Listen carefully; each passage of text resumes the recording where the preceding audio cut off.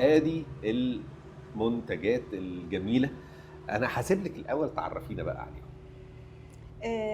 عم احمد، يعني انا الاول عايزه اقول دي منتجاتهم مش بعد التدريب، ده هم جايين. يعني عم احمد ده اسطى كبير جدا جدا جدا خياميه عن والده. يعني هو معرفه قديمه. ايوه. يعني هو اصلا استاذي في الخياميه. يا رب يخليك يا باشمهندس. واحلى واحد بيعمل شنط. يعني انا عجبني قوي في حاجه عم احمد، ان هو مركز مخدات وشنط. مركز طبعا بيعمل كل حاجه بس هو مركز في دي. شنط زي دي مثلا القاهره. القاهره ايوه اهي. القاهره دي اسم غالي علينا. شنطه تنوره. تنوره عظيم. تنوره في شنطه برضك على فكره. يعني الخياميه يبدو دايما الموضوع سهل، بس هو صعب جدا ان هو يطلع بالدقه دي. بص حضرتك دي والاناقه دي والرسمه دي. شايف الدقه دي؟ يعني دي مثلا دي خداديه. دي رمضان كريم وجديده بقى. يعني مش متشافه كتير. دي خداديه. يعود علينا الايام بخير ان شاء الله. يا رب. جميل. دي خداديه مش شنطه. دي خداديه على هيئه عامل منها شنطه. لا ممكن تعمل كده. ممكن على حسب طلبك. ودخلنا برضك في الشنط اغاني ام كلثوم. يا سلام. يعني الست ام كلثوم عندنا. دي حيرت قلبي. حيرت قلبي. في امل حياتي اهي. جميل. طيب عايز قبل ما نتعرف على ضيفتنا الثانيه واللي كانت موجوده يعني عامله مجهود عظيم في الشغل هنعرفه دلوقتي. الحاجات دي يعني نقدر نعرضها بره ويبقى ليها قبول يعني؟ طبعا. طبعا لان بره بيعشقوا الشغل اليدوي. يعني هيفهموا انك واخد مقطع من اغنيه ست ام كلثوم. لا ده انا لازم شرح بقى. لازم شرح. لكن التنوره لكن هيعرفوها اكيد. التنوره بيعرفوها. والزخارف النباتيه دي هيعرفوها على طول. طبعا. ودي ابو الهول. دي هيعرفوا على طول. خداديه. دي خداديه. دي ابو الهول. دي خداديه. ابو الهول والاهرامات. جميل.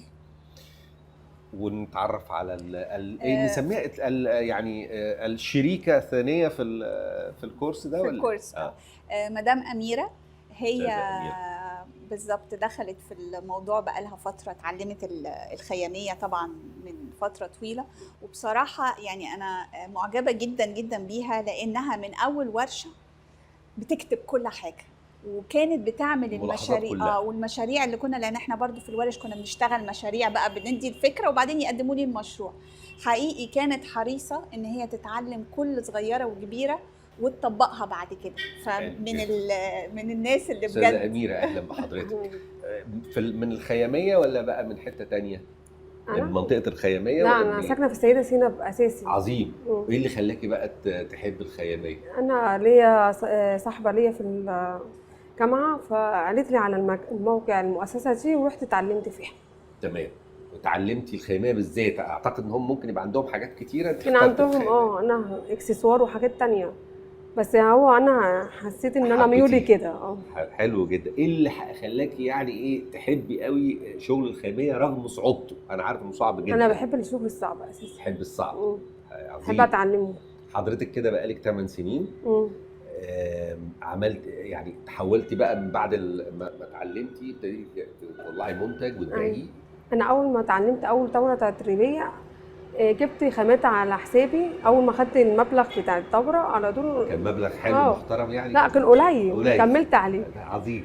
بس حاولت بقى كده يعني كان 400 جنيه. 400 جنيه. طيب عظيم. رحت جبتي ايه بقى؟ اشتريت بقى خامات قماش القماش وصورت حاجات من على النت كده وعملتها وطبعتها. حضرتك منتجك اللي ورانا ده صح كده؟ ايوه مظبوط. ست ام كلثوم. وايه كمان هنا؟ اللي هي تحب انت الوشوش؟ احب الطبيعي. الاشكال الطبيعيه. حلو. منيح. والحمد لله بقى الامور ابتدت تمشي معاكي وابتديتي تعرضي وتبيعي وتجيبي ايوه بيجيلي اوردرات وكده، فانا بشتغل على نظام اوردرات. يعني بيجيلي شغل. والاوردرات اللي بتيجي من مين بقى؟ مين بيعرف ان انت تجار يعني؟ تجار. عظيم.